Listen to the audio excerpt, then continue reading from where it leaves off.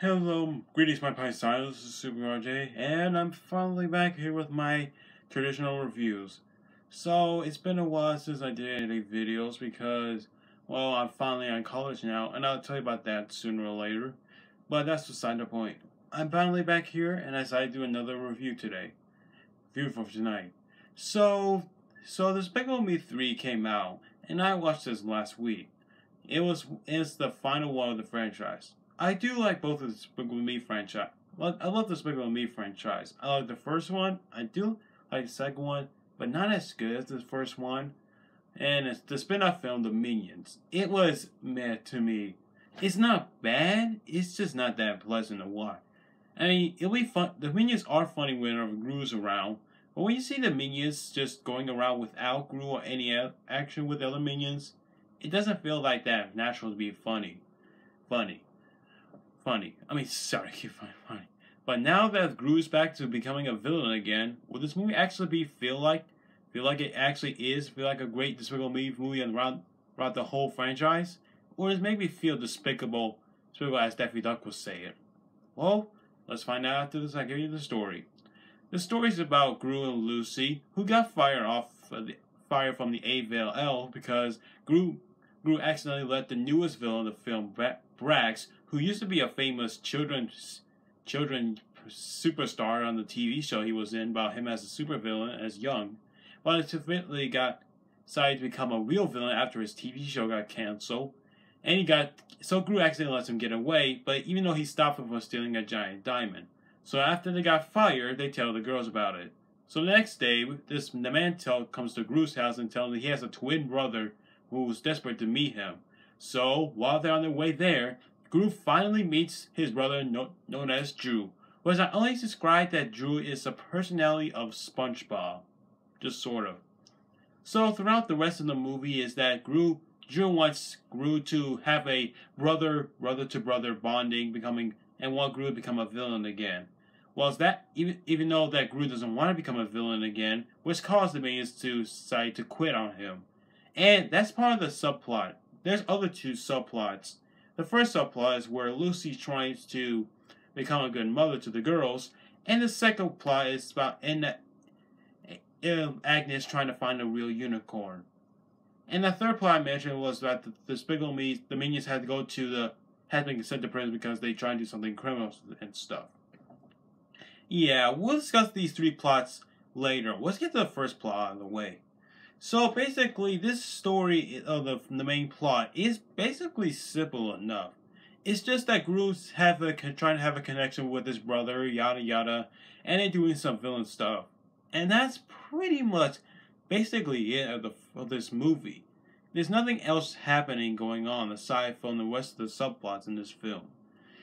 As for the plot itself, it's kind of the same simple as that. It's just it's barely one of those bonding plots you've seen you haven't seen those in movies in a while.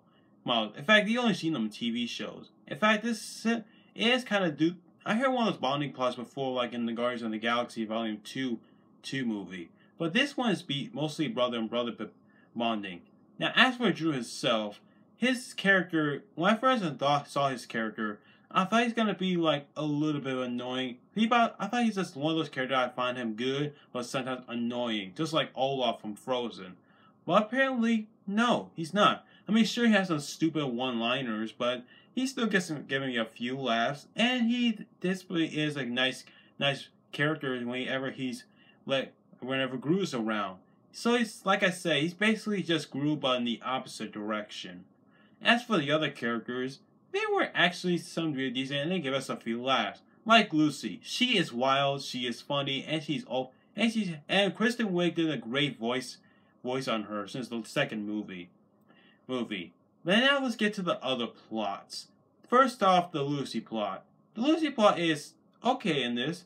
It's basically kind of like mix between the first two movies, where Gru, even though he doesn't want to have to do with the girls, he actually does have a care about them, and half of the first movie. And the second one is that, even though that, and the second one is trying to be like like the girls want to have a full parents become like have a full family. It does kind of work. Like Lucy, after she married Gru, now it's her turn to become a better parent, become like a great parent like Gru was in the first film, in the second half of the film.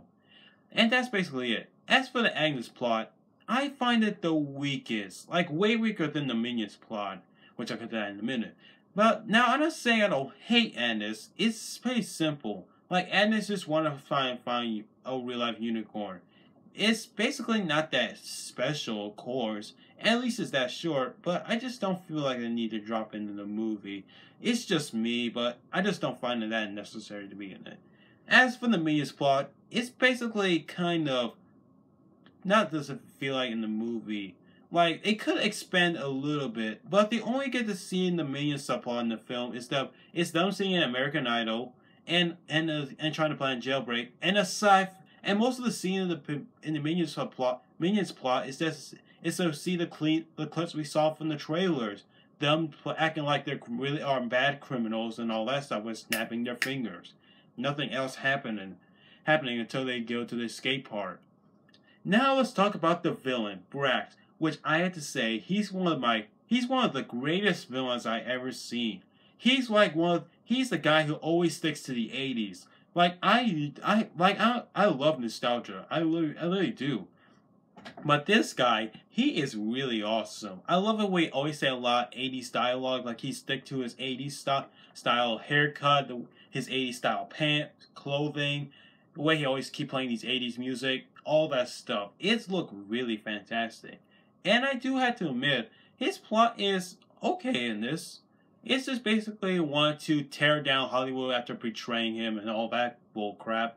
Nothing that special. I mean, he really is funny and really creative with his Trey Parker's performance. So now let's get back to the main plot a little bit. Now, like I said, the main plot is basically simple, and I'm not sure the plot is really that well mainly creative like the second film. The second film was just the whole buddy cop, like a good cop bad cop style kind of movie of some sort. It kind of bears that in the middle for me. Either way, in the third movie, it does have a nice touching moment between Gru and Drew. Like, I do like their interaction with each other whenever they do some villainous stuff, and the part in the climax. What they do in the climax, well, I'm not gonna spoil. And it's basically just nice to see Gru try to change up a bit with whatever his old personality was before he was turned into a good guy. And it's basically. And you know what the best part in this movie? They did not have this cliche where Lucy finds out that Gru's going back to villain and she's not going to break up with Gru, having divorce with Gru. Thank Lord. I thought they're going to do that cliche like I saw in the trailer, but no, they didn't. So, overall, after all that gushing, Despicable Me 3 is a good film. I recommend you to watch it. In my opinion, it's not as good as the first two movies, but it's still a harmless Despicable Me fun. So I'm giving this movie 8 out of 10 for earning a Fireflower medal. Well, thank you all for watching, and tell me what you guys think about Despicable Me 3. Is it really great, or bad to you? Let me know in the comments. I'll see you guys next time. Oh, and by the way, the animation is still the same as any other Illumination films. Bye-bye.